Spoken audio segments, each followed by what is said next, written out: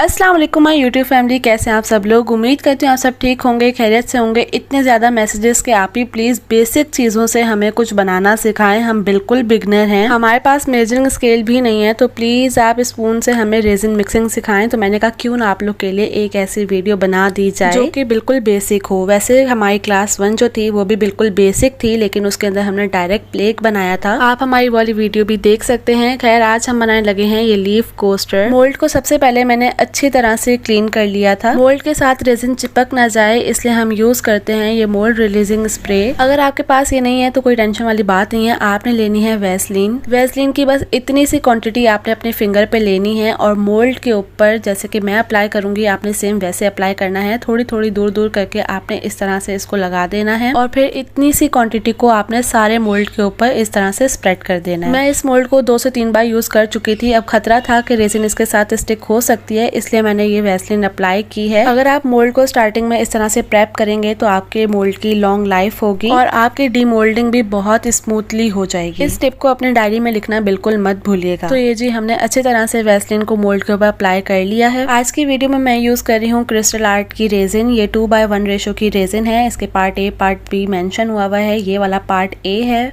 और ये वाला पार्ट बी है। अब जी हमने लेने हैं 2 अदद स्पून। मेरे पास प्लास्टिक के ये वाले स्पून अवेलेबल थे, आपके पास जो भी हैं आप वो यूज कर सकते हैं। बट प्लीज अगर आपने एक बार उसे रेजिन के लिए यूज कर लिया तो फिर आप उसको बाद में किसी और काम के लिए यूज ना करें, उसको रेजिन के लिए ही यूज करें। सबसे पहले मैं ले रही हूँ पार्ट ए यानी कि रेजिन का। जब हम स्पून से मेजरिंग करते हैं ना तो बहुत से लोगों की मेजरिंग इसलिए परफेक्ट नहीं होती क्योंकि वो लोग रेजिन की क्वांटिटी बहुत ज्यादा ले लेते हैं और हार्डनर की क्वांटिटी बहुत कम लेते हैं। जैसा कि आप देख सकते हैं यहाँ रेजिन जो है वो थोड़ी सी गाढ़ी गाढ़ी है और जब मैं रेजिन को कप के अंदर पोर करती हूँ तो थोड़ी सी रेजिन मेरे स्पून के साथ भी रह जाती है। इसलिए आप नोट कर सकते हैं कि मैं रेजिन की क्वांटिटी जो है वो थोड़ी सी स्पून से एक्स्ट्रा ले रही हूँ। देखें जैसे स्पून पूरा भर चुका है, मैं फिर इसको इसके अंदर डाल रही हूँ। इस पार्ट को एक्सप्लेन करना मेरे लिए थोड़ा सा डिफिकल्ट है, लेकिन मैं उम्मीद करती हूँ आप लोग को मेरी बात समझ में आ रही होगी कि मैं क्या कहना चाह रही हूँ। सिंपली मैं ये कहना चाह रही हूँ कि रेजिन जो है वो थोड़ी सी गाढ़ी होती है, इसलिए आपने 1 स्पून के बाद जो 2nd स्पून आप डालेंगे वो थोड़ा सा भर के डालना है। जैसा कि मैंने ये वाला